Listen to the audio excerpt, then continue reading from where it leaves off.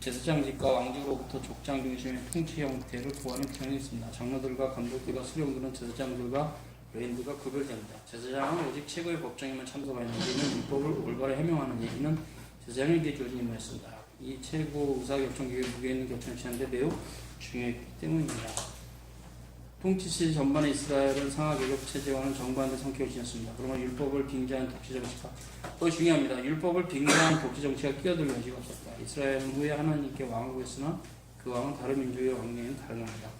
여기서 이제 우리가 봐야 게 지금 바빌론은 이스라엘의 정치제도가 족장 중심이요 귀족 형태의 형태였다. 그것이 율법을 통해서 인정되고 확인되기 전부터 이미 있었다 이렇게 얘기를 하는데 이런 부분이 지금 장로제도와 연결되는 말이 있습니다. 장로제도가 귀족 정치입니다. 장로제도가 왜 귀족 정치냐면 이게 구약에서 가져온 형태인데 저 구약의 12지파의 12족장들과 또 70인의 장로들 이런 형태가 결국은 이제 지금의 장로제도의 기원을 보는 거죠. 그래서 이제 지금 장로제도가 갖고 있는 특히 7위 장로제도는 지금 한국교회 법에서는 25인, 세례교인 25인의 한 명을 선출할 수 있게 돼 있어요. 그러니까 그것은 뭐냐면 대표자 성격이에요, 대표자. 그래서 7위 장로를 교인의 대표자다, 이렇게 표현해요, 대표자다. 이런 형태가 지금 장로제도가 있는 형태이고, 이제 이런 부분에 대해서 우리가 배우게 되는 것은 결국은 사도들이 새 언약의 교회를 세울 때 자기들 마음대로 세운 게 절대 아니라 구약의 제도를 그대로 가져온 형태였어요. 구약의 제도가 장로제도였거든요. 이런 형태가 있기 때문에 그럼 왜 사도들은 구약의 장로제도를 채택을 했을까? 그것은 뭐냐면 예수 그리스도가 사도들은 알고 있어요. 신구약 성경 전체를 포괄하는 그렇죠. 언약의 중보자이면서 그렇죠. 교회의 머리가 되신다는 것을 알고 있었어요. 그렇기 때문에 결국 이런 흐름과 관련해서 구약 시대의 교회와 신약 시대의 교회는 영어로 the same. 그리고 이것은 in essence. 본질에 있어서는 동일하다는 걸 알고 있었어요. 사도 바울도 베드로도. 그렇기 때문에 이분들이 그리스도의 직접적인 명령을 따라 교회를 세울 때 구약 교회와 완전히 별개로 세운 게 아니라 구약 교회를 계승하는 형태로 세웠어요. 그래서 장로 제도는 구약의 교회 정치 제도이면서 동시에 신약의 교회 정치 제도라고 봐요. 그래서 이런 형태가 이제 장로교회 형태가 됐을 때 사도들이 구약의 어떤 그런 예배와 관련해서 계승한 부분이 제도적으로는 이것도 있지만 시편송도 마찬가지입니다. 시편송도 구약에서 불렀던 것을 그대로 계승해서 사도시대 교회는 시편송을 불렀어요. 교회 음악이. 이런 것들이 이제 칼빈의 종교개혁으로 다시 회복이 된 성격이 있지만 지금 시대도 다시 또 사라졌죠. 그런 역사는 이제 보면은 19세기, 20세기 어간은 미국 교회에서 그것을 버려요. 시편송을 다 버려버리고 시대에 안 맞는다. 부르기가 까다롭다. 그렇게 해서 다 버려요. 다 버려버리고 좀 더 자유롭게 찬송을 부르자 해서 나가면서 이렇게 된 건데 원래는 시편송이 사도시대 교회의 노래로 돼 있어서 이런 부분에 저도 솔직히 우리가 다시 살릴 필요가 있죠. 어쨌든 그렇고 그래서 이제 이런 형태 시편송도 그렇지만 교회 정치 제도도 구약 시대의 제도를 계승하면서 사도시대 교회는 장로교로 봐야 돼요. 그럼 장로교 제도의 가장 특징은 아까 잘 얘기한 대로 귀족 정치 혹은 대의 정치입니다. 대의 정치는 뭡니까? 간접 민주 정치죠. 그것은 뭐냐면 대표자를 뽑아서 교회를 정치하는 것. 그래서 7위 장로 제도를 채택한 거예요. 7위 장로를 통해서 교인들의 대표자로서 그 수만큼 채우고 그분들이 이제 노예를 가서 이제 신자들의 어떤 삶들을 대변하는 형태로 노예에서 목사와 동등하게 활동하도록 이렇게 해서 장로 제도가 생긴 거예요. 그렇기 이게 장로 제도를 버리게 되면은 교회는 항상 두 군데로 뺏기는 갈 데가 없어요. 그냥 아예 제도 자체를 버리는 회중교회와 그죠? 회중교회. 아니면 그 제도를 서열화하는, 서열화 알죠? 서열화. 감독교회로 가요. 이게 다른 데 갈 데가 없어요. 장로교회를 버렸을 때 교회가 갈 수 있는 것은 없어요. 그렇기 때문에 이런 형태이기 때문에 회중교회, 감독교회가 왜 위험한지만 여러분 이해를 하면은 이건 안 되는구나. 이렇게 교회가 가면 안 되는구나 알게 되죠. 그래서 이제 감독교회는 역사적으로 그게 서열화, 아주 지독한 서열화죠. 뭐냐면 이제 최고로 발달된 나쁜 얘기입니다, 이게. 최고로 발달된 감독제도가 교황제도예요. 교황 밑에 추기경. 그죠? 그럼 교황은 한 명이니까 추기경은 여러 명이 있겠죠? 그죠? 그러면 결국 추기경 밑에 감독들은 더 많겠죠? 그래서 구조가 피라미드가 안 될 수가 없어요. 교황, 추기경, 감독, 그 밑에 이제 신부, 뭐 이렇게 해서 미니스터 개념으로 해가지고 이렇게 교회가 피라미드 구조로 해서 서열화예요, 서열화. 서열화라는 건 뭐냐면, 이제 제가 그림을 그렸기 때문에 이제 제가 이제 생각한 건데, 사다리 구조예요, 사다리 구조.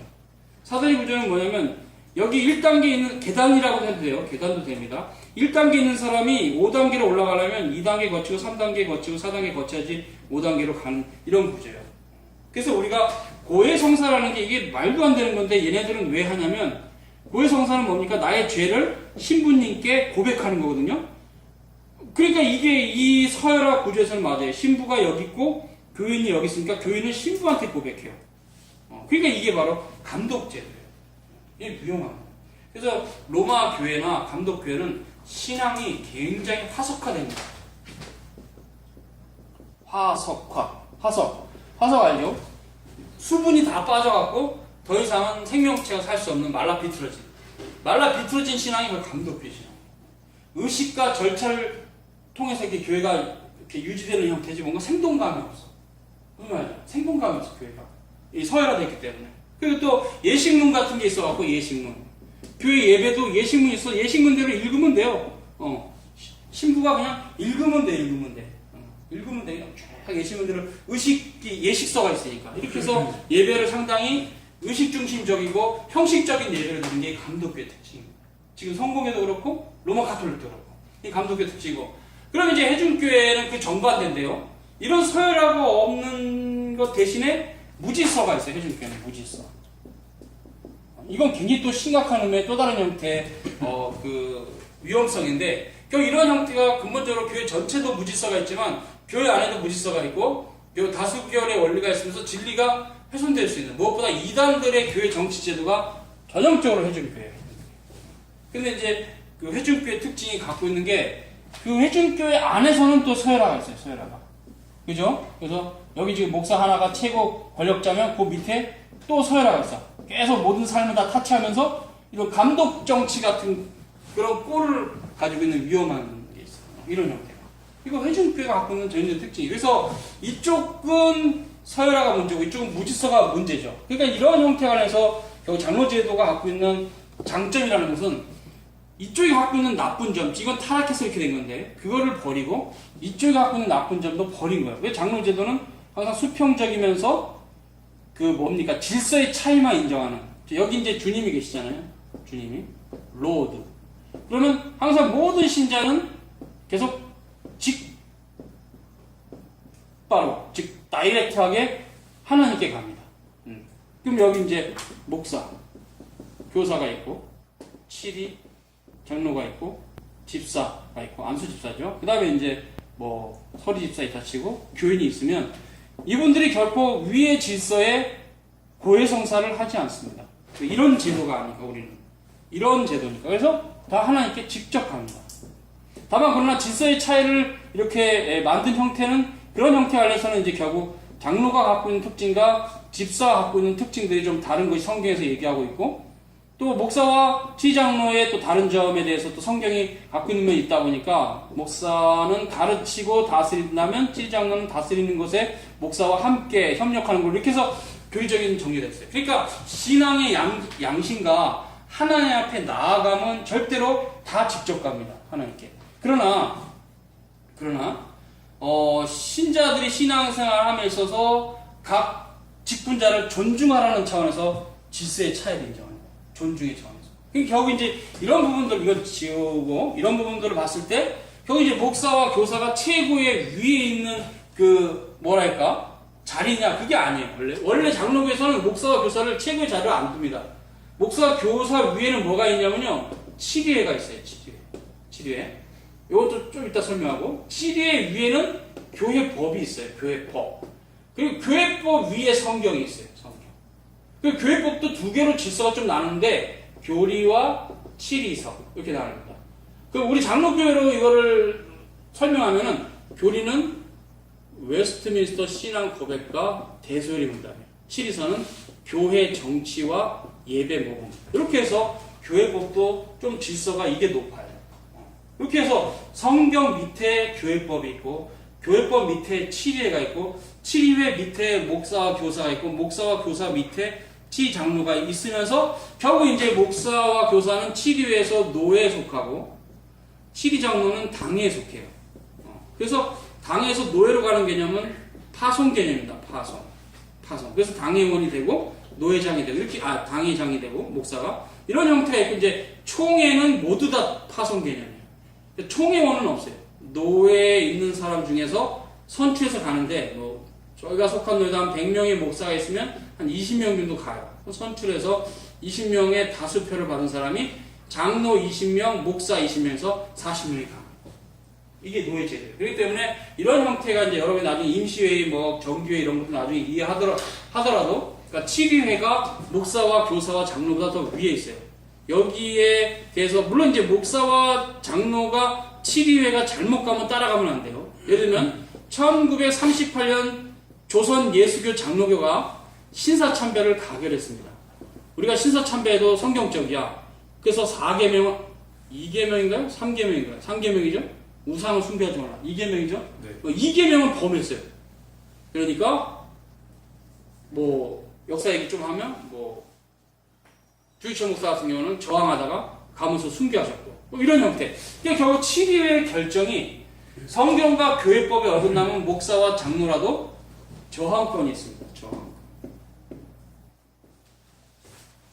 그렇기 때문에 여러분이 이게 상명하달식의 어떤 맹종이 아니라 특히 7위에는 목사와 교사들이 이 교회법에 준하게, 특히 교리에 준하게 7위회를 운영을 해야지 성경과 교리에 완전히 어긋나는 식으로 이런 1938년에 조선 예수교 장로교회 신사참배 가결 같은 것은 그냥 무조건 그 자체가 불법입니다.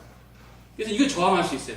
그래서 이때 7위라는 게 한 번 생기는 게 아니라 매년마다 있거든요. 그러니까 우리 장로교 역사에서 1938년 7위회는 즉 총회 결정은 뭐라고요? 어영총회라고 해요. 이걸 어영총회. 어영 알죠? 어영총회에서 이걸 불법으로 주장합니다. 이렇게. 여러분 양심을 따라서 하나님의 말씀을 알고 교회법을 충분히 공부했으면 7위회 결정이 성경과 교회법이 일치하느냐 틀리느냐 이건 틀리죠. 이건 진짜 틀립니다. 이런 부분 관해서는 다음에 총회가 열리면 바로 이걸 정지해야 돼요. 뭐 한 4, 5년 후에 다시 총회가 열렸다. 그러면 38년에 총회는 잘못됐으므로 우리는 잘못됐다고 다시 가결, 재가결해서 선포를 해야 돼요. 근데 이걸 한국교회가 안 했어요. 아시죠? 했어야 됐어요. 이거. 했어야 되는데 38년에 총회가 이런 가결을 했고 거기 친일파들이 대거 몰려가서 부산 앞바다에서 일본식의 제사를 드렸고 우리 치면 진짜 해치거리죠. 그거 하면 안 되죠. 그렇게 해서 태양신을 숭배했고 그리고 이제 4년, 5년 지났어요. 그러니까 1945년이 됐어요. 한 6, 7년 지나니까 45년이 해방되니까 이 친일파들이 득세를 하면서 한국교회 전체를 아주 박살내놨어요. 그러다 보니까 뭐 해방되고 다시 총회가 구성되었으나 아무도 이 38년 총회가 잘못됐다는 재가결을 하지 못하고 한국교회가 지금까지 오는 거예요. 그리고 이것을 이제 우리가 신학적으로 판단하고 분별하면 하나님이 그때 한국교회를 저주하셨다 이렇게 뺏게 답이야. 왜? 분명히 회개하고 참여를 했어야 될 이 38년 총회를 45년 해방 이후에 친일파들이 득세해서 교권주의자 돼서 교회가 더 망가지면서 왕창 계속 망가지면서 지금까지 한국교회가 하고 있는 하나님 참여를 안 하는 7위회가 성경과 교회법에 어긋났음에도 이것을 재가결해서 참여를 하고 도리 쓰지 않으면 그 7위회는 계속 망가집니다. 그게 지금 한국교회가 제가 보기에는 왜 이렇게 장로교가 이렇게 많아졌는가 하나님이 그냥 재앙을 내리셨다 이렇게 느낌 볼 수 없어요. 한국교회 아쉬움은 이런 거예요. 이런 부분에 친일파들이 득세하지 못하도록 다 정직을 하든가 면직시켜버리고 다시 목회자를 뽑아서 새롭게 이렇게 했어야 되는데 해방 이후에 결과는 오히려 친일파들이 득세하고 나중에는 뭐 이거 미션 시쿨에 이사장도 하면서 거의 그냥 온갖 세상의 영예를 다 누리고 그냥 사라졌어요. 그분들은 이렇게 그죠? 일제시대는 하나님을 배반했고 해방 이후에는 하나님 교회를 망가뜨리고 사라졌지만 그 모든 쓰레기는 지금 후배지. 다 여러분 후배죠. 다 후세대가 다 지금 짊어지고 있어요. 여러분, 쳐나가려면 진리로 말미암아 계속 그거를 부정할 줄 알아야 돼. 이게 왜 이렇게 됐을까? 하고 하나님의 말씀을 다 이렇게 씻어내지 못하면 답은 안 나와. 왜 그럴까? 교회가 모르니까. 이런 부분들에 여러분이 계속 참여를 하고 살피면서 분별이 되지 않으면 답이 없어요. 답을 못 내요. 그만큼 지금 이런 구조들에 있어서 결국 교회가 잘못 간 게 한국 장로교회 역사인데, 왜 1938년 그 어영총회를 정제를 못하고 지금까지도 한 번도 정제 안 하고 1900 몇 년도에 통합 측은 오히려 주기철 목사를 복직을 시켰어요. 복직. 이 말의 의미가 뭔지 아세요? 면직이 됐다는 겁니다. 이 말의 의미가 뭔지 아세요? 신사참배를 반대했다는 이유 때문에 면직이 됐어요. 그러면 어영총회가 결정한 신사참배를 반대한 것이 면직됐다면 복직되는 게 맞습니까? 틀립니다. 왜냐하면 이분은 복직을 될 뿐이 아니라 면직이 잘못됐다고 7위회가 면직 자체를 취소해야 돼요. 그죠? 우리가 그때 1938년에 주기철을 면직한 것은 우리 7위회의 잘못이다. 오류다. 이 어영총회고 면직도 잘못됐으니까 복직이 아니라 면직을 했던 그 결정사항을 취소를 해야 돼요. 7위회가. 근데 지금 통합 측 7위회는 면직을 복직식을 시켜줬어요. 그럼 면직이 올바르단 말이 돼요. 맞죠? 정말 맞죠? 그죠? 그러니까 지금 이렇게 통합 측이 결정을 함으로 신사참배가 옳다는 식으로 지금 가고 있어요. 통합 측. 하나님의 재앙을 계속 하는 거예요. 왜 이렇게 분별을 못해? 법적으로 따졌을 때 잘못된 법의 결정이니까 면직이 잘못됐다고 취소를 해야 되는데, 면직은 잘한 거고, 신사참배 반대한 거에 계긴 게, 면직된 거 잘 된 거고, 복직을 해서 세월이 지나니까 지금은 이제 신사참배가 잘못된 거니까 그분이 그때 면직된 거는 잘못됐다는 걸 복직으로 간 게 잘못이라는 거예요. 면직과 복직을 당할 이유가 주기철 목사는 없어요. 그분은 당연히 면직 당한 게 부당하니까 면직 취소가 됐어요. 결정 자체가 7위회가. 근데 복직을 시켰어요. 그럼 면직이 정당화되잖아. 이렇게 해서 주기철 목사의 그런 순교자적인 삶이 더러워져 버렸어요. 통합 측에 의해서 복직을 시켜준 거 이런 겁니다.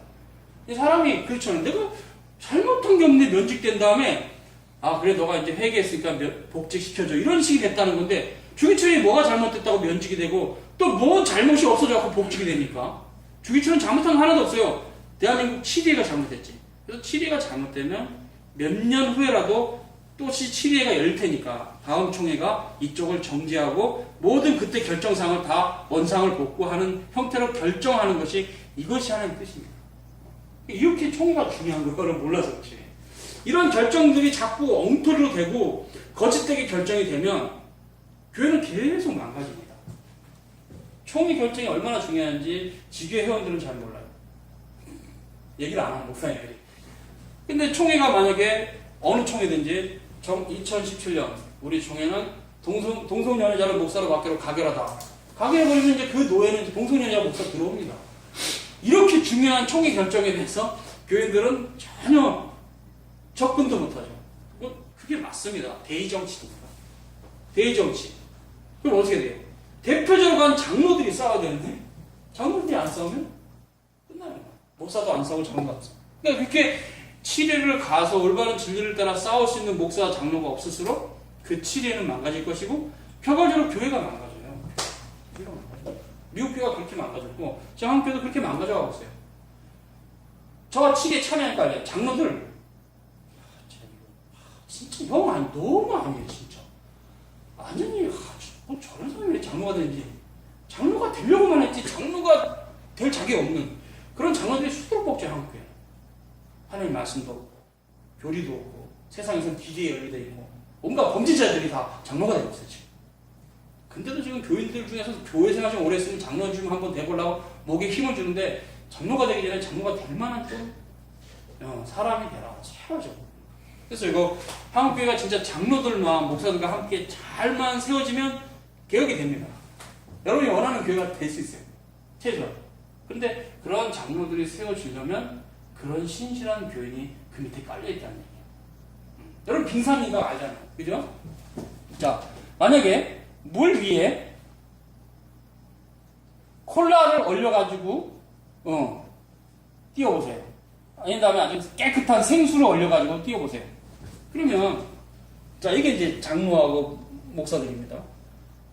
이런 장로와 목사가 여기 있는 이유는 그 밑에 신자들이 다 썩었다는 지. 제가 맞아요. 맞습니다. 장로가 누가 장로가 돼요? 교인 중에서 옛날에 주일학교 다녔고 중고등부도 생활했던 교인 중에서 장로가 되지. 어디서 이 70살에 갑자기 들어온 사람이 장로가 됩니까? 대부분 장로들은 그래도 어려서부터 신앙생활을 어찌됐든 쭉 했던 사람이 거의 장로가 되기 때문에 장로와 목사가 이렇게 욕을 먹고 있다면 그 원인은 빙산일각이라는 얘기예요. 그렇게 되는 원인은 밑에 다 썩은 물이 가득하기 때문에. 콜라를 띄우면 얘가 까맣잖아요. 그럼 밑에 콜라가 있잖아요. 이게 다 콜라 얼음인데 생수를 얼려서 하면 밑에 하얗잖아요. 이거 다 생수 하얗죠. 이해되죠?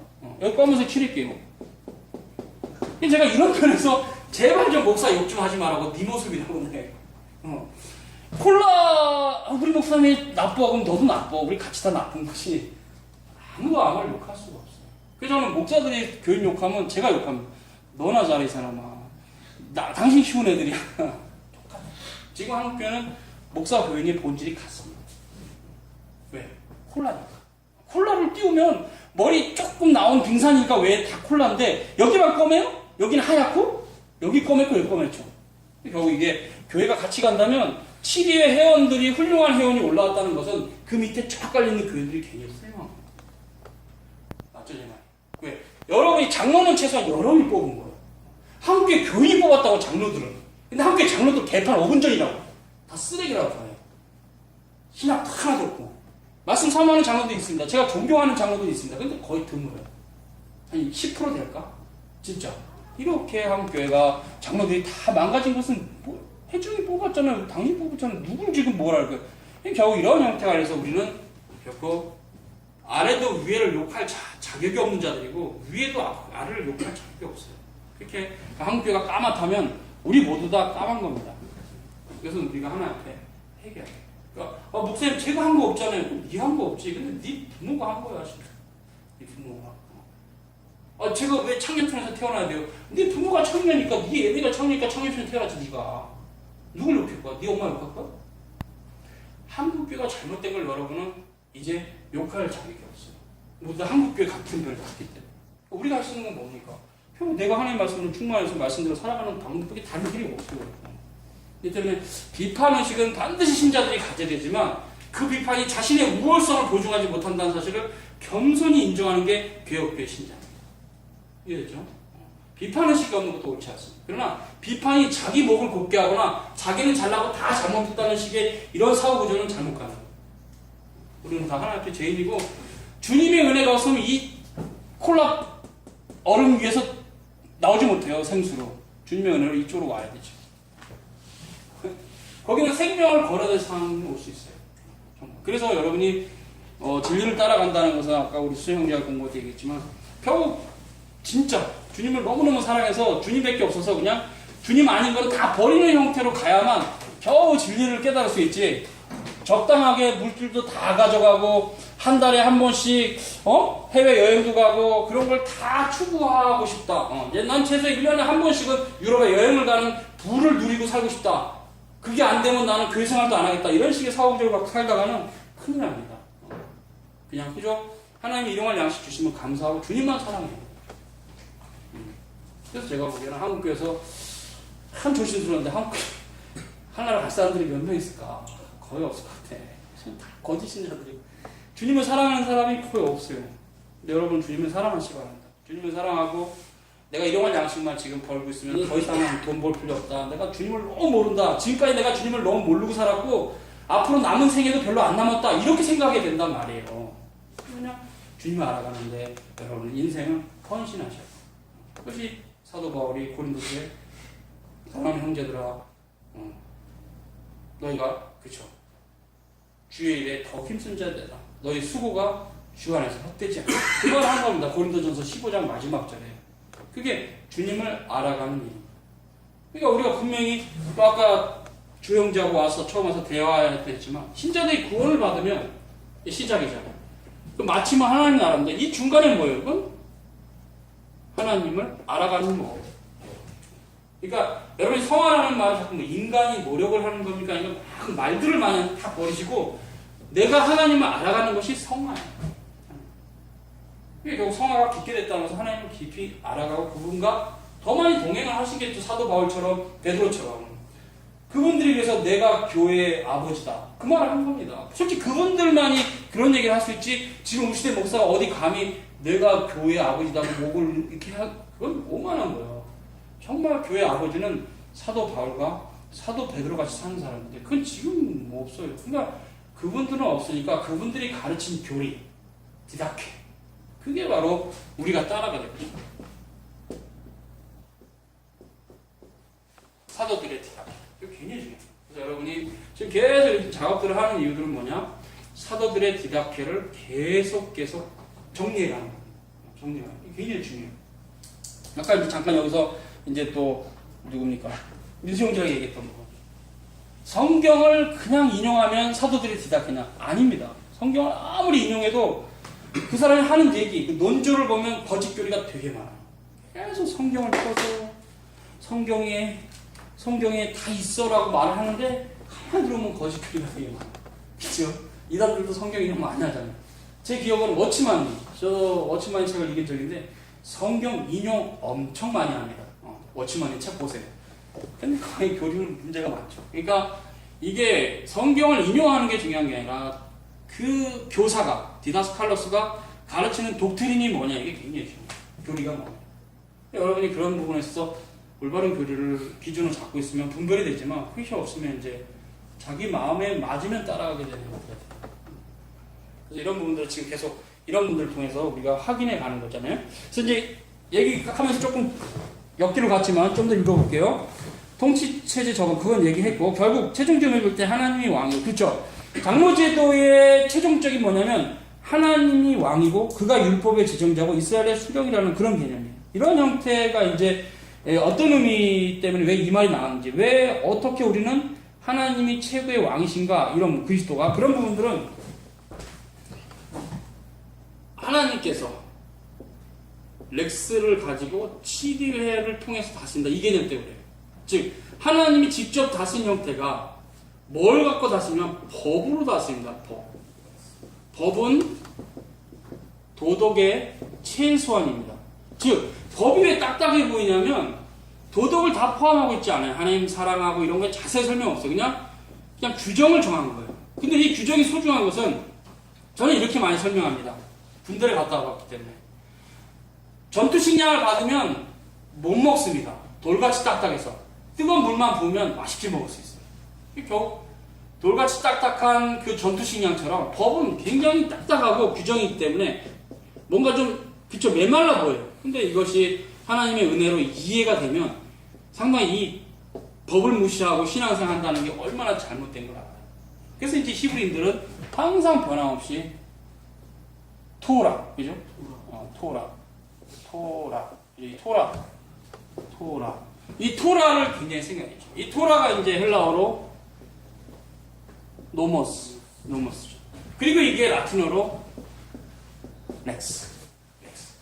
이런 형태가 굉장히 중요한 겁니다.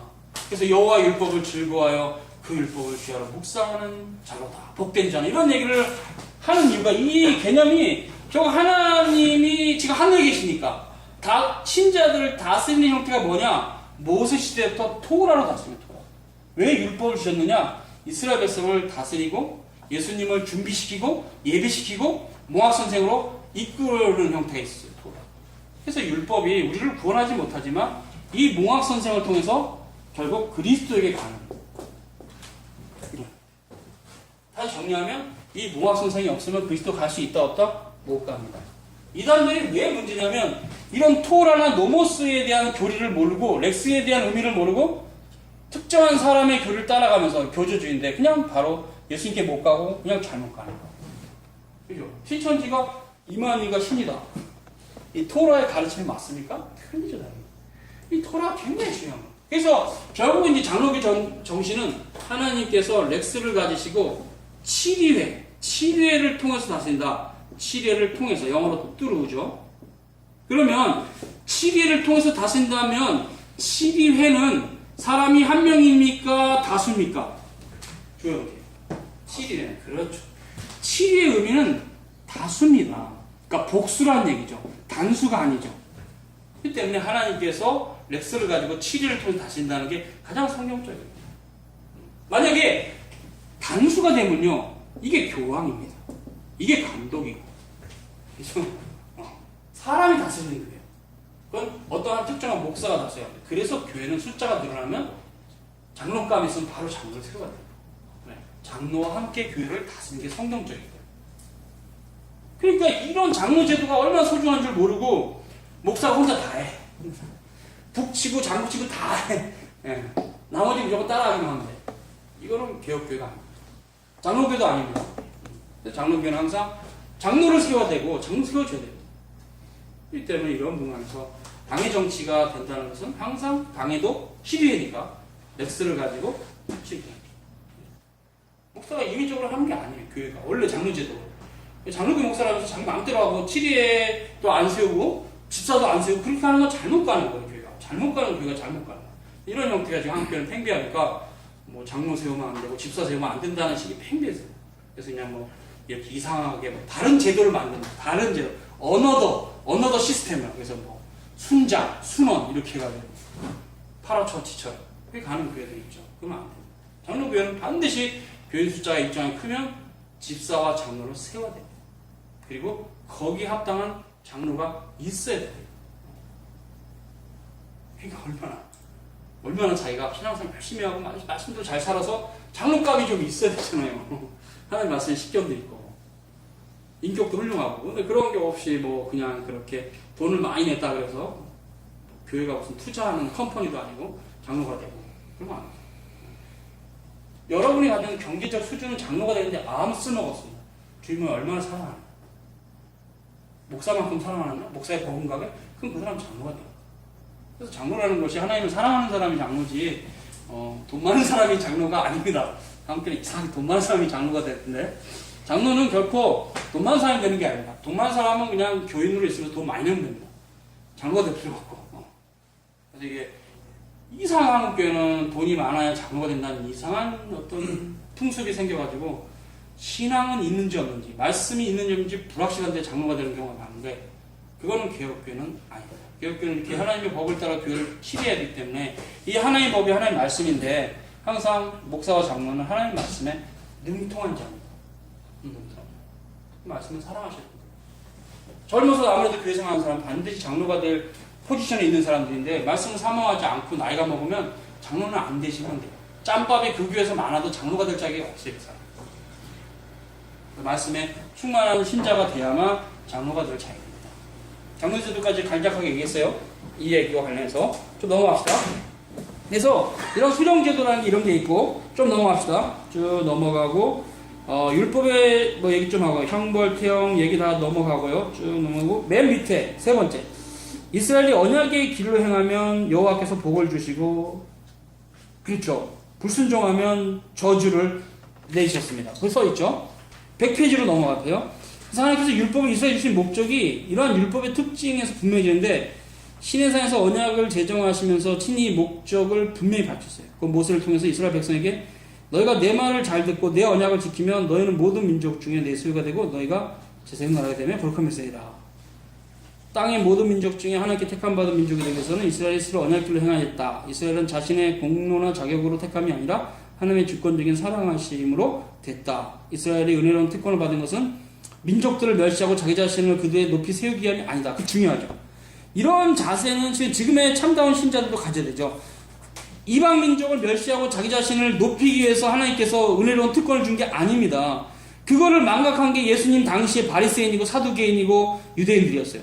이스라엘 오히려 제사장 나라가 되고 민족들을 향하여 제사장의 임무를 수행하며 그들에게 하나님을 섬기는 지식을 전해주고 그런 식으로 민족들을 통치하게 되는 거죠. 이스라엘 자신이 먼저 거룩한 나라여야만 되고 하나님의 민족으로 여호와께 온전히 자신을 드려야만 했던 그런 특징들이 이스라엘 백성들에게 있었던 것이에요. 그런데 그들이 그걸 망각하고 점점 다른 길로 갔을 때 주님께서 그들을 폐하시고 새 언약의 교회를 세우신 거거든요. 물론 혹시 신적 작전 가운데 있는 거지 하지만 그렇게 표현할 수도 있다는 거죠. 그래서 이런 부분에서 출애굽기 19장 5절이 굉장히 중요한데 그것이 이제 은혜 언약의 큰 내용이거든요. 지금 특별계시 내용을 하니까 특별계시는 항상 성삼일체 하나님의 신적 작정으로부터 왔다. 이걸 항상 여러분은 기억하셔야 돼요. 성삼일체 하나님의 신적 작정으로부터 특별계시는 왔다. 그럼 특별계시 내용은 뭐냐? 은혜 언약입니다. 그러니까 은혜 언약은 그러면 하나님의 신적 작정과 계획으로 주어진 거면 변할까요? 안 변할까요? 안 변합니다. 이게 중요한 거예요. 지금 하경 이제 중요한 얘기였어요. 안 변합니다. 변질되는 게 아니에요. 시대적으로 변하는 게 아니라 아담에서부터 그쵸 마지막 때까지 아담에서부터 마지막 노아가 중간에 있겠죠. 그리고 아브라함이 또 중간에 있고 그 다음에 이제 모세가 좀 중간에 있고 다윗이 있고 이제 예수님이 이제 오셨는데 여기까지만 해도 이 경륜의 흐름 가운데 은혜 언약의 본질이 바뀌는 게 아니라 영어로 아까 얘기한 the same입니다. 하나님의 신적 작정 가운데 계획하신 거예요. 그러니까 여러분 다시 얘기하지만 우리 장로교 교리는 구약은 해당이 안 되고 신약만 가지고 말하는 교리가 아니에요. 장로 교리 전체가 신구약 성경 전체를 말하는 거예요. 그러면 장로교에서 이신칭 교리가 있잖아요. 그러면 이게 신약의 성도들에게 하는 교리냐? 아닙니다. 신구약 전체 성도들. 그러니까 결국 은혜 언약은 신약의 교리가 아니라 신구약 전체 참다운 이스라엘 백성들, 즉 택자들의 머리로서 그리스도가 있는 형태로 중보자로서 이 은혜 언약이 있습니다. 그래서 은혜 언약의 통일성 굉장히 중요합니다. 이것이 또 다른 교로서는 신구약 실체 통일성인데 이리네우스 같은 분이 잘 자기 책에서 정리를 했어요. 왜냐하면 그 당시에 영지주의자라고 하는 이단들이 일어났는데 걔네들은 구약의 하나님과 신약의 하나님은 다른 하나님, 구약의 하나님은 저질스럽고 화를 잘 내는 하나님, 신약의 하나님은 사랑이 많으신 하나님 이렇게 가르쳤어요. 영지주의자들. 그러다 보니까 하나님이 둘이 되는 이런 미친 소리야. 그러니까 이제 이리네우스가 자신의 이단 논박이라는 책에서 아니다. 구약의 하나님과 신약의 하나님은 동일한 하나님, 성삼일체 하나님. 그리고 그의 영원한 작정 가운데 이렇게 그 백성을 구약의 백성과 신약을 동일하게 이끄셨다. 우리 주님이 뭐래든 이렇게 이런 신구약 실체 통일성의 교리에 대해서 이리네우스가 교부들 중에 한 분인데 썼죠. 이런 교리들이 나중에 이제 종교개혁 사상에 연결돼서 칼빈의 기독교에도 있고 또 그 종교개혁자들 글에도 있어요. 있고 후대에 이제 퓨리탄들의 저서에도 많이 나타납니다. 은혜 언약이 굉장히 중요합니다. 변하는 게 아닙니다. 같습니다. 그런데 중요한 것은 은혜 언약의 경륜의 차이는 항상 같이 경륜의 차이는 받아들여야 됩니다. 이 경륜의 차이는 본질의 차이는 아닙니다. 그럼 무슨 차이냐? 말 그대로 경륜의 차이. 그럼 무슨 의미냐? 이걸 라틴어로 모두스의 차이입니다. 모두스는 뭐냐면 방식이에요. 그러니까 방식은 뭐냐면 형태죠. 형태는 뭐냐면 구약시대는 제사제도, 신약시대는 이것이 예수님으로 인해서 완성되고 이제 제사라는 말보다는 예배란 말을 쓰죠. 둘 다 어차피 하나님께 드리는 건데 그래서 이런 형태로 일단 신구약의 경륜이 많이 바뀝니다. 그래서 구약시대는 반드시 레위 지파의 특히 아론의 제사장들이 양의 피를 갈라서 하나님께 드림으로 그런 형태가 그리스도를 예표하는 형태의 속죄가 나타났어요. 근데 신약시대는 주님이 완성하셨기 때문에 이런 제도를 하면 안 됩니다. 이게 차이예요.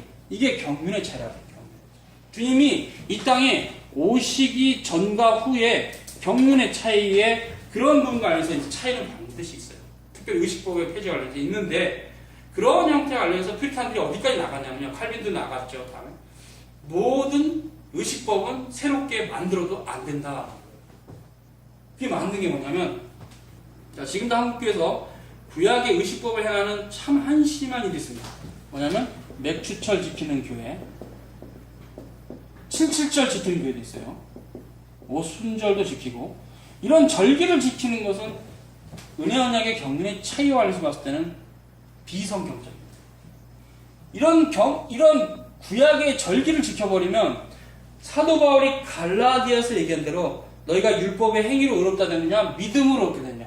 왜 믿음으로 의롭게 된 자가 왜 율법을 지킴으로 의롭게 되려고 하느냐. 절대 안 됩니다. 칼빈은 어디까지 나가냐면 퓨리탄들도 매출절은 구약에 있는 겁니다. 이거 지키면 안 됩니다. 왜? 경륜의 차이를 내서 이미 폐지된 거기 때문에 그리스도 안에서 두 번째, 새로운 절기도 만들지 말라. 그래서 크리스마스와 부활절을 깝니다. 누가? 칼빈, 필턴. 네. 새롭게 절기를 만들어. 그럼 목사님, 세원역에서 뭐를 그럼 정리, 그러면 레귤러하게 지키는 게 뭐요? 뭐지? 주일. 주일 외에 다른 날을 1년에 한 번씩 지키는 형태는 개혁자들은 반대해요. 주일밖에 없고, 그럼 목사님 좀 깝깝하네요. 깝깝하죠? 그러나 감사일과 금식일은 지킬 수 있게 했어요. 근데 이것도 절기가 아니고, 절기로서가 아니라 그때 그래서 교회가 혹은 예를 들면 그렇지, 그런 감사이죠. 교회가 조그만 공간에서 큰 공간을 이사를 했어. 교인들이 너무 많아 바글바글해서.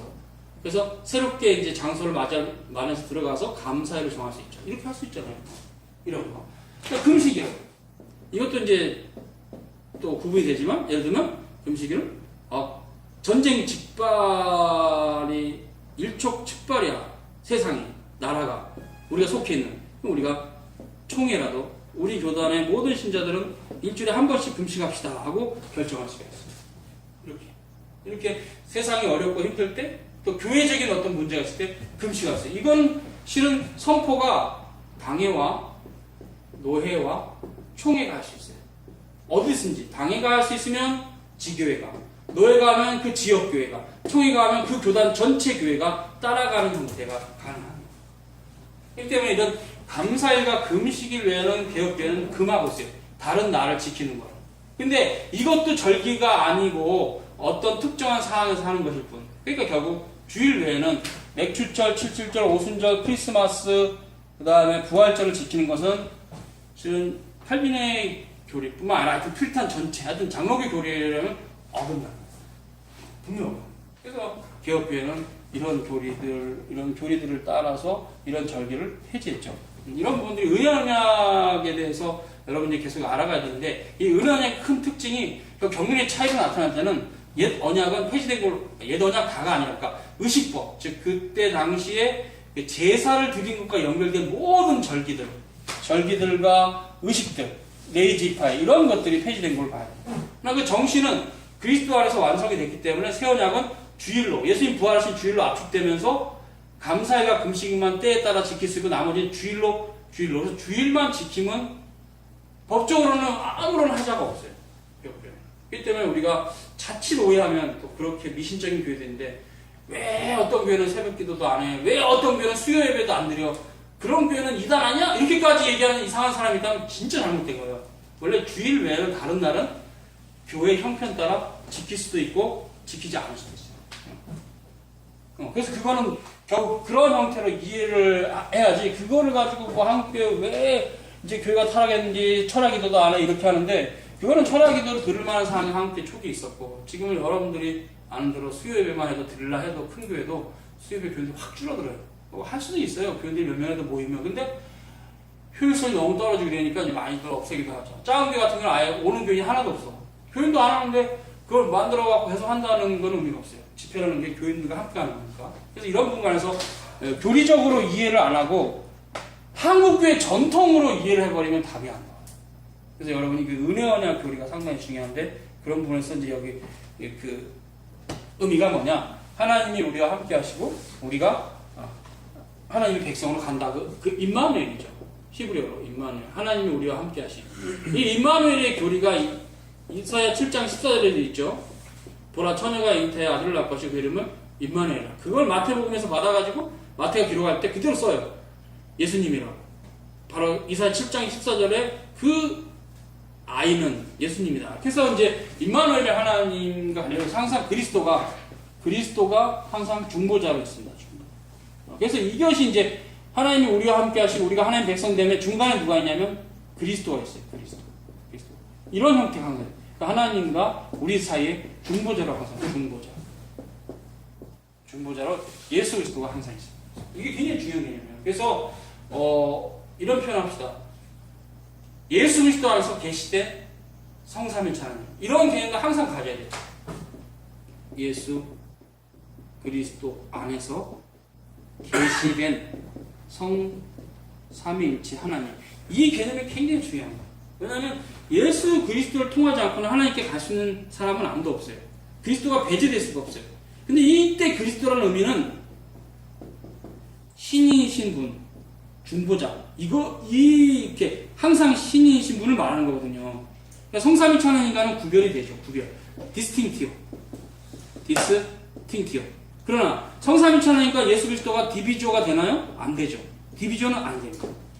왜냐하면 예수님은 하나님이신, 또 삼위일체에서 성자 하나님이 되시기 때문에. 그래서 항상 예수 그리스도라고 말할 때는 신이신 중보자의 개념이고, 성부와 성자와 성령이라고 말할 때는 그죠, 인간으로 오신 예수님 배제된 삼위일체 전체의 데이터스라고 말합니다. 통일성이죠. 성부와 성자와 성령이 한 하나님이다. 본질에 있어서 이런 개념이고, 삼위일체. 여기는 성자 하나님이 인간이 되셔서 완전한 인간으로 오셨던 우리의 중보자로서 항상 이해되죠? 그렇기 때문에 우리는 하나님을 어떻게 알아가느냐? 예수 그리스도 안에서 계시된 성삼위일체 하나님을 알아감으로 하나님을 알아가. 항상 이 중보자 개념이 배제될 수가 없어요. 왜? 또 이분이 우리의 머리가 되기 때문에. 왜? 하나님이시지만 인간으로서는 우리의 머리가 되죠. 언약의 중보자로서 예수님은 우리 머리가 되세요. 그래서 교회의 머리는 그리스도라는 것은 우리가 교회니까. 그래서 주님이 우리의 머리다. 이런 개념들을 우리가 딱 잡으면 이게 좀 보이는 게 있지 않아요? 저는 확 들어오는 게, 내가 주님을 닮아가지 않는다면 내 자신의 신앙을 점검해야 되겠구나, 이렇게 생각해야 돼요. 여러분, 주님을 닮아가야 됩니다. 예수님은 우리 머리이기 때문에 머리가 하얀색이니까 당연히 머리가 하얀, 얼굴이 하얀 사람은 몸도 하얗잖아요.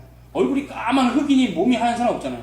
그러니까 결국은 그리스도가 머리라는 것은 우리도 그리스도를 닮아. 이것이 같이 가는 거기 때문에 이런 싸움들을 신자들은 푸준해야 돼요. 내가 10년 전에 내 신앙과 지금 신앙이 주님을 많이 안 닮아 있다면 끝없이 하나님 앞에 회개해야 돼요. 주여 죄송합니다. 내가 주님을 많이 못 닮았습니다. 그리고 계속 회개하고 주님 앞에 나아가고 기도하고 그러면서 우리는 주님을 닮아. 우리는 주님의 몸이니까. 그럼 이런 부분들이 이제 통치하고도 연결이 되는데요. 통치는 이제 법이죠. 아까 법 나왔는데. 통치는 수능이죠. 수능. 그러니까 대한민국 사람은 대한민국 법에 수능을 하기 때문에 지금 감옥에 가지 않지. 대한민국 법을 불법을 행하면서 만약에 경찰한테 걸리면 당연히 벌금을 내던 감옥에 가죠. 불법을 행했으니까. 그러면 안 되잖아요. 그와 똑같이 큰 죄는 특히 감옥에 가잖아요. 하나님의 통치에 순응한다는 건 그의 법에 순종하는 거거든요. 그렇기 때문에 결국 이러한 형태가, 하나님의 통치에 순응하는 형태가 통치의 그 개념이 법으로 나타날 때 머리가 그리스도인데, 결국 이런 과정에서 그리스도를 닮아가는 거예요. 그러니까 하나님의 법에 순종하지 않으면 백날을 하나님 말씀을 배워도 예수님도 안 닮아가지고 무엇보다 하나님의 백성이 되어감이 없습니다. 왜냐면 그게 통치에 순응해가면서 주님을 닮아가는 형태가 있기 때문에. 그래서 우리가 하나님의 법에 순종하지 않으면, 순종하지 않으면 그냥 그 사람은 그쵸, 하나님의 나라에 있는 게 아니에요. 하나님 나라에 있다고 해서 하나님 법에 순종하는 형태거든요. 통치. 주님은 우리를 다스립니다. 우리는 주님의 백성입니다. 그 법을 지키는 게 맞습니다. 요거 세상으로 얘기하면 법을 안 지키면 감옥에 있습니다. 대한민국 사람이면서 맨날 살인하고 성폭행하고 이렇게 살아보세요. 진짜로 칼로 찔르고 그럼 그냥 감옥에 가 있어야 되잖아. 왜?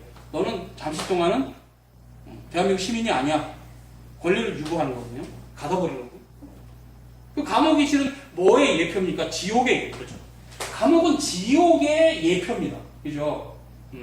그리고 이 땅에서 그러니 법을 어겼을 때 감옥에 가는 것은 하나님의 법을 끝까지 어기고 지멋대로 살면 지옥에 간다는 얘기예요. 그런 비유가 되어 있어요.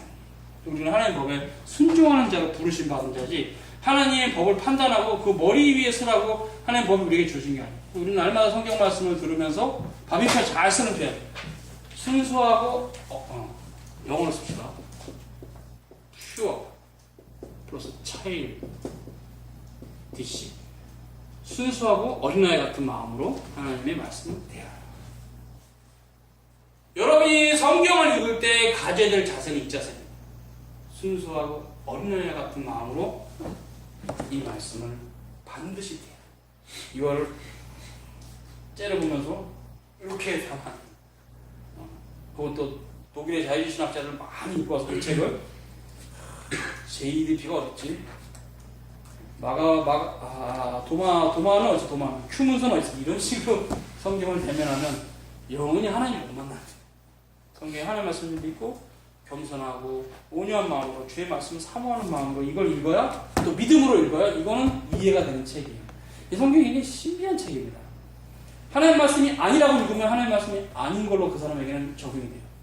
하나님 말씀을 믿고 믿음으로 읽으면 이게 보여요. 하나님 뜻이. 참 신비한 표현 같았어요. 하는데 얘기가 조심스럽긴 하지만 맞습니다. 그래서 이거 하나님 말씀은 오직 믿음으로만 읽어야지. 이거를 뭐 자기 마음대로 해석하고 그럼 큰일 납니다. 순수하고 어린아이 같은 마음은 그래요. 그래서 여러분 이런 부분은 자유신학자들 얘기하지만 야 니네는 참 우습다. 인간의 언어가 불안한 줄 알지. 인정한다고 해요. 근데 어떻게 인간의 문헌 어쨌든 쓰신 분은 사람인데 사도도 썼으니까 이것도 인간의 문헌인데 어떻게 이것을 완전하다 하냐? 그러면 이게 완전하지 않다는 증거는 있느냐? 그건 없어요. 자기들이 추론한 거지. 그러니까 세상의 문헌이 완전하지 않으니까 이것도 완전하지 않다고 보는 거거든요. 세상의 다른 모든 사람들은 동정녀가 탄생하는 형태가 없으니까 예수님도 동정녀가 탄생한 게 아니라고 보는 거거든요. 그죠? 이게 심각한 이 싸움이 19세기에 엄청나게 크고 20세기 초에도 큰 싸움이었어요. 그래서 메이체는 자유주의인가 기독교인가, 즉 메이체의 말은 자유주의는 기독교가 아니다. 지금은 그 기독교가 아닌 게 너무 많이 들어와가지고 교인들을 다 혼란스럽게 만들어놔가지고 지금 교인들이 이게 참 심각해요. 하나님 말씀. 그러니까 이게 하나님 말씀이 아니라는 내가 과학적인 증명을 할 수 있는 게 있으면 못해요. 이게 하나님 말씀 아니라는 게 증명이 안 돼요. 어떻게 그 높으신 하나님을 인간이 실험과 증명을 통해서 증거를 하겠어요? 그러시면 하나님이 아니시죠. 전지전능한 하나님은 우리가 높으시기 때문에 인간은 어떤 노력으로도 하나님을 알 수가 없습니다. 그것을 바리브도 인정한 대로 불가지래. 우리의 노력으로는 하나님을 알 수가 없다. 바리브도 인정합니다. 그래서 하나님의 성령께서 조명을 통해서 안다. 믿음으로. 이런 형태죠. 그 무엇보다 예수님. 이 땅에 오신 예수님은 하나님 아들이신데 그 예수님은 성경의 기록만큼이나 어쩜 그가 더만큼 신비해요. 어떻게 남녀의 결합이 아닌 하나님의 성령으로 원죄를 씻으시고 인성만 취하셔서 완전한 인간으로 오실 수 있는가? 하나님이시기 때문에 가능합니다. 이거 믿음으로 외에는 설명이 안 되죠. 근데 자꾸 과학자들은, 특히 이제 이런 과학자들의 주장을 따라가는 독일의 자유신학자들은 안 믿으려고 그러는 거예요. 지금은 그런 일이 있지 않지 않느냐? 없죠. 왜냐면 우리는 믿음이니까, 성경을 믿으니까, 예수님만 유일하니까. 그래서 이제 우리가 생각하는 건 이게 됩니다. 하나님의 재창조. 이게 됩니다. 하나님. 그리고 다시 정리합니다. 그럼 뭐냐? 예수님은 어떤 분이냐? 하나님의 재창조하신 인간으로서 머리. 재창조된 인류의 머리입니다. 예수님은 그렇죠. 예수님 이전에는 모든 사람은 아담과 하와가 낳고 그때 남녀가 결합해서 태어났어요. 예수님 외에는 또 사도들도 마찬가지야. 아담의 형태로 태어났지. 예수님만 유일하게, 유일한 거죠. 유일하죠, 진짜. 유일하게 우리의 중보자고 흠없는 제사장으로 오셔야 됐기 때문에, 그렇죠. 어머니 마리아의 태로부터 성령으로 잉태해서 무호하신 분으로 오신 거예요. 그 때문에 이것은 재창조고 하나님의, 우리는 뭐냐? 여기서 이제 우리와 예수님 사이는 믿음입니다. 그리고 믿음은 헬라어로 도로. 잠깐만요. 도로. 선물. 선물은 주는 거잖아요. 무가치, 즉 무한가치. 무한가치, 즉 값없이. 우리에게는 지불되는 게 없는 하나님의 전적인 은총으로 주죠. 그래서 이제 우리는 하나님의 전적인 은총으로 믿음으로 그리스도를 머리로 하고 우리가 몸이 되는 형태로 우리가 재창조된 겁니다. 이 재창조되었다라고 과거형을 제가 쓰는 이유가 칭의 때문에 그래요. 칭의. 그래서 유보적 칭의로는 말이 안 되는 겁니다.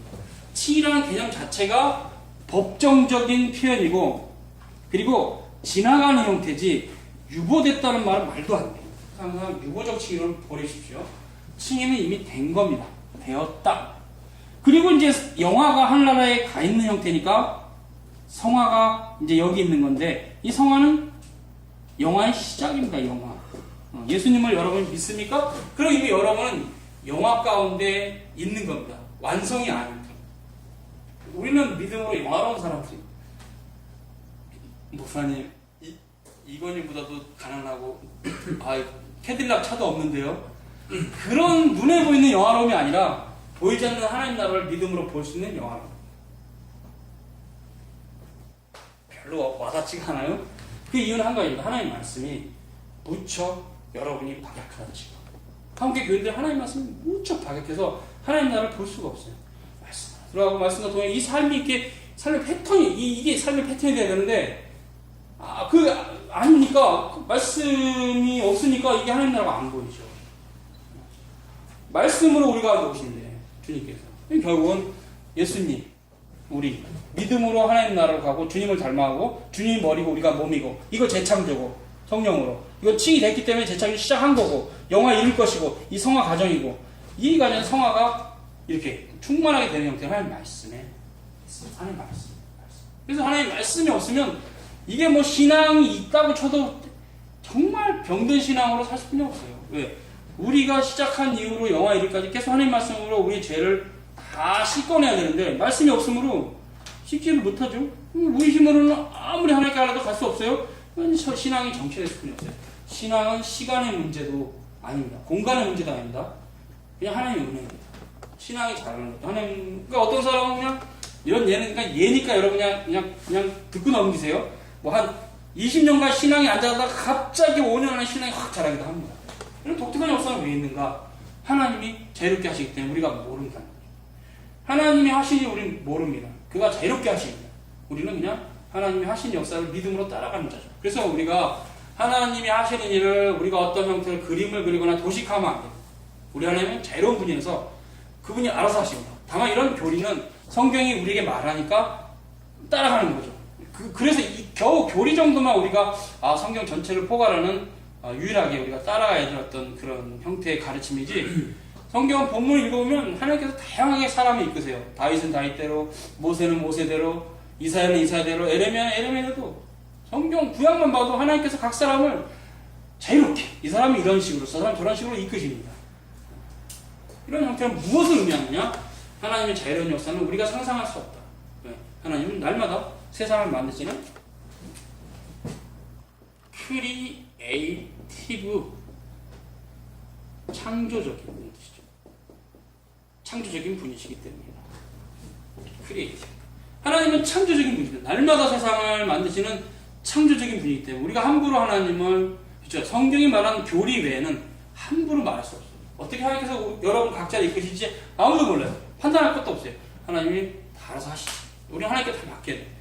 남에 대한 판단은 가급적 그치시고 오히려 이제 우리가 각자는 뭘 생각하냐면 내가 과연 믿음으로 하나님을 따라가는 사람인지 날만 살피면서 재창조된 자로서 계속적으로 하나님의 말씀으로 성화되어가는 싸움이 있죠. 그래서 이 성화의 개념은 인간의 노력은 없습니다. 오해하지 마세요. 이거는 인간 스스로의 어떤 자기 의지나 노력은 없어요. 그러나 하나님의 전적으로 은혜였지만 그 형태가 이제 다양한 형태이기 때문에 우리가 말할 수 없고 말씀으로 성화가 되기 때문에 그런 부분만 말할 수 있어요. 여기까지입니다. 그렇다. 각 사람에 대한 것은 아무도 모릅니다. 하나님이 각 사람을 구약에만 봐도 다양하게 이끄시기 때문에 아브라함도 이삭도 야곱 다 삶의 유형이 다르잖아요.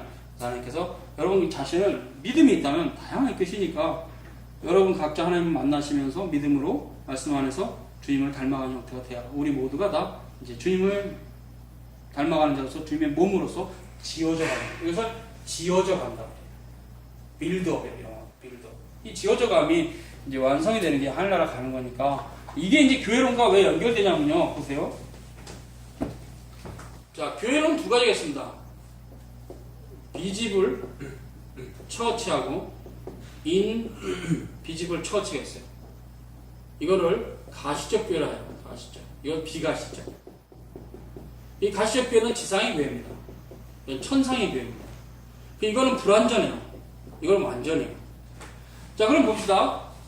이 비가시적 교회는 택자들 모두가 있습니다. 택자들 모두. 그러나 가시적 교회는 택자들도 있고 거짓된 신자도 있고 섞여 있어요. 알곡과 가라지가. 그런데 여기서 우리가 배워야 되는 건 뭐냐면은 신앙과 관련해서 완전한 교회와 불완전한 교회 형태와 관련해서 우리는 알 수는 없습니다. 어떤 대상을 판단하면 안 돼요. 그러나 분명한 것은 분명히 가시적 교회 안에 하나님의 택자는 있다는 겁니다. 일정한 수가. 그래서 결국 완전한 교회와 불완전한 교회는 이게 또 씁니다. 제가 디비지오가 아니라 디비지오가 아니라 디스팅티오. 완전한 교회와 불완전한 교회는 분리적으로 보면 안 됩니다. 완전한 교회와 불완전한 교회는 관계없어 아니고 구별이 돼야 되죠. 구별이. 그래서 완전한 교회는 당연히 택자들만 있고 불완전한 교회는 그 안에 택자들도 있고 그죠, 거짓 신자도 있는 거죠. 이렇게 되죠. 그래서 결국 불완전한 교회는 끝까지 주님 오시는 그날까지 이 형태를 유지하기 때문에 우리가 생각할 것은 이거는 주님의 몸이지만 이건 주님의 몸이 아니라고 하면 안 돼요.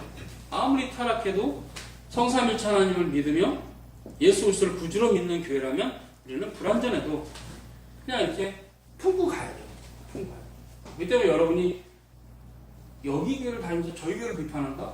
옳고 그른 거, 진리 문제는 비판할 수 있지만 그런 걸 넘어서 막 매도하듯이 막 거긴 다 잘못되다는 식으로 얘기할 필요는 없어요. 특별히 떠벌리고 다닐 필요는 절대 없어요. 그냥 그렇게 자신 있는 데서 하나님을 잘 섬기는 형태가 된다면 그런 신자가 많아지는 교회가 당연히 하나님이 기뻐하실 교회겠고 비판만 많이 하지 신앙이 하나도 안 자라는 교회만 가득하다면 그 교회는 별로 의미가 없어요. 그러니까 결국 이런 형태는 우리가 논리적인 거지 실제로 알 수는 없어. 어느 교회가 이 택자들이 더 많은 교회고 적은 교회라고 누가 감히 판단해? 아무도 못합니다.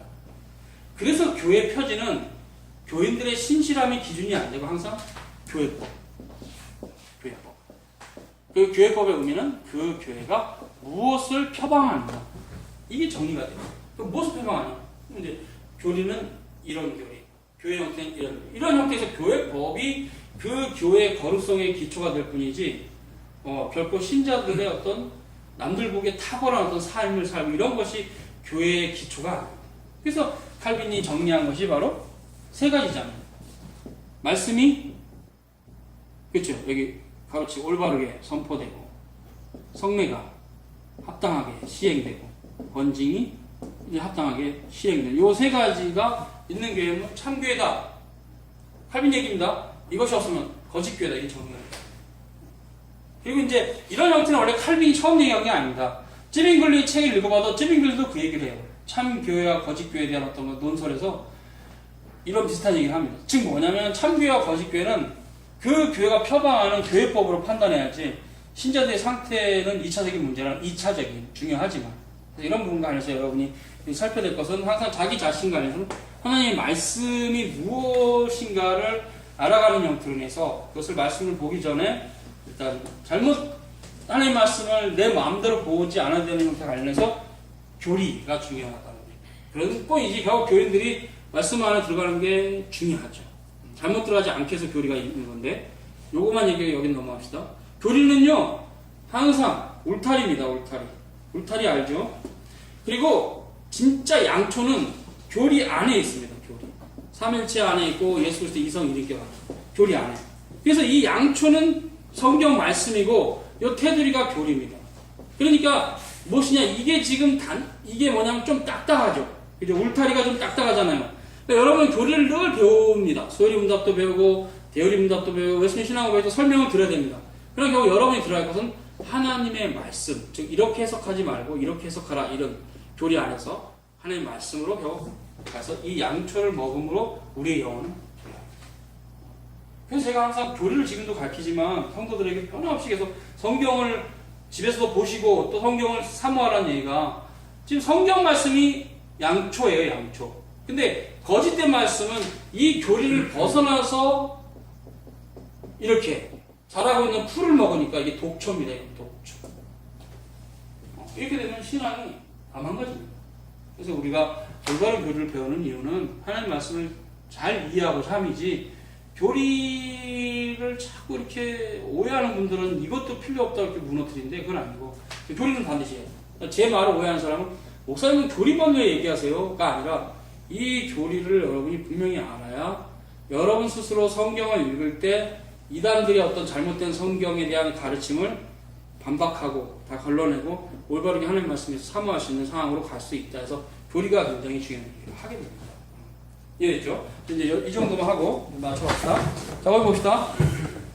그래서 이스라엘이 부르심 받은 이 거룩함은 신약 성경에서 받게 되는 그 충만함의 깊은 의미는 지지 못한다. 여기서 줄을 치고 신구약 성경의 계시의 판명성의 차이 이렇게는 써놓으세요. 이게 잘못하면 계시의 점진적인 발전이 되게 되면 구약 시대에 없는 것이 신약 시대에 새롭게 생겼다 이렇게 되면 신구약 언약의 통일성의 교리가 파괴됩니다. 그래서 줄을 치고 신구약 계시의 판명성의 차이, 그러니까 분명한 형태의 차이가 있다는 거죠. 구약이 조금 희미하고 신약이 분명한 거. 그러나 그 계시의 내용이 첨가된 것은 아니라 제가 많이 쓰는 표현은 어떤 사람이 100m 밖에 있고 10cm 안에 있고 그러면 바로 내 앞에 있으면 그분의 주름살도 보이고 전부 다 보이잖아요. 근데 100m 밖에 있으면 옷 색깔 정도 보이고 아 사람이구나 이 정도만 인식할 수 있지 그 사람 점이나 주름살이 안 보이잖아요. 그래서 100m 밖에 있는 것을 구약 바로 앞에서 보는 걸 신약 이렇게 이해하는 거예요. 그럼 그 사람 자체가 바뀌었습니까? 안 바뀐 거죠. 100m에서도 그 사람이고 1m 앞에서도 그 사람이잖아요. 다만 더 가까워진 거지. 그래서 주님께서 하늘나라가 가까웠다 이 표현도 그거예요. 옛 언약 시대에는 희미했는데 이제 주님이 오셔서 분명히 드러났으니까 하나님 나라가 가깝다는 얘기를 하실 겁니다. 신구약의 계시의 차이는 경륜의 차이는 판명성의 차이 이렇게 이해해야 되고 점진성의 차이로는 이해하지 마세요. 본질의 차이는 아닙니다. 더 설명 안 할게요. 통과. 쭉 이렇게 하고 이제 그래서 이거하고 마칩시다. 그들의 마음과 그 자손의 마음에 할례를 받게 하셔서 그들을 온 마음과 뜻과 여호와 하나님을 사랑하게 하셨다. 그렇죠? 결국 이것은 바울된 말이지만 마음의 할례를 받는 것이 중요합니다. 거기 설명 오늘 안 합니다. 하나님은 그 백성을 자기들 마음대로 행하도록 내버려 두시지 않았다. 왜냐하면 그렇게 되면 내버려 두시면 망하니까 결국 바알 정도로 빠지게 되기 때문에 내버려 두지 않아도 빠지는데 그래서 이스라엘의 불성실함에도 불구하고 그들의 불성실함을 통해서 하나님은 자신의 신실하심을 세우시며 그의 말씀에 순전함을 도모하시고 그의 불변하심을 드러내셨다. 그것이 언약이다. 그래서 언약은 변하는 게 아니다. 경륜의 차이만 있을 뿐. 그는 자신이 하나님이시며 자기 외에 다른 신이 없음을 입증해. 이게 삼일체교이죠. 율법이 약속에서 시작한 것처럼 또한 약속으로 끝을 맺음을 말하고 있다. 이런 형태가 지금 모세오경에서 하나님이 우리 하나님 되고 우리가 그의 백성이 된다는 말이 있었는데 요한계시록 뒷부분에서 있습니다. 읽어보신 분은 알잖아요. 그래서 결국 하나님이 우리 하나님 되고 우리가 그의 백성이 된다. 이 교리는 모세오경에서부터 시작해서 요한계시록까지 일관되게 흘러가는 은혜 언약의 교리입니다. 중요합니다. 저만 중요하게 생각하나요? 왜 중요하냐면요. 우리가 하나님의 백성이 됐다는 게 이게 뚝 떨어져갖고 그런 게 아니라 주님이 이 땅에 오셔서 우리 하나님이 되신 것을 보여주셨고 우리 머리가 되신 걸 증명하셨을 때 이제 그분을 따라가면서 그분과 함께 돼서 그분의 몸이 될 때 이 실제적으로도 그렇게 주님의 백성이 되어가는 걸 말해요. 그러니까 교리적으로 그런 것도 맞지만 실제적으로는 이렇게 무슨 추상적인 이론이 아니라 우리 삶 가운데 주님을 닮아가는 것이 충분히 나타나는 것이 있다는 얘기를 하는 거예요. 성경은. 우리 또 그 부분에서 계속 싸워야 되고. 그래서 여러분이 진리를 알아간다는 것이 단지 지성적인 부분에만 제한되는 건 아니고 우리 전 인격이 주님을 닮아가는 겁니다. 저도 간절히 그런 사람이 되길 기도하고 있고 여러분도 그렇게 되길 기도합니다. 주님을 닮아서 우리가 세상에서 누가 봐도 저분은 그리스도인이다. 주님을 진실하게 따르고 하나님 아는 식견이 있으며 정말 그렇다.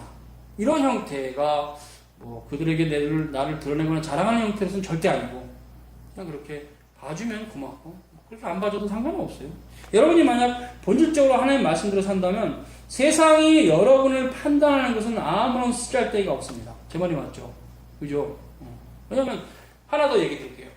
여러분을 판단하는 사람들도 다 죄인들이기 때문에 세상의 판단을 두려워할 건 없어요. 다만 그러나 내가 내 자신을 늘 비춰볼 때 하나님 말씀대로 사는가 늘 자신을 보면서 하나님 앞에 회개하고 주의 말씀을 사모하고 그렇게 살아간다면 세상 사람들이 여러분을 인정해주든 인정하지 않든 그건 중요한 건 아니에요.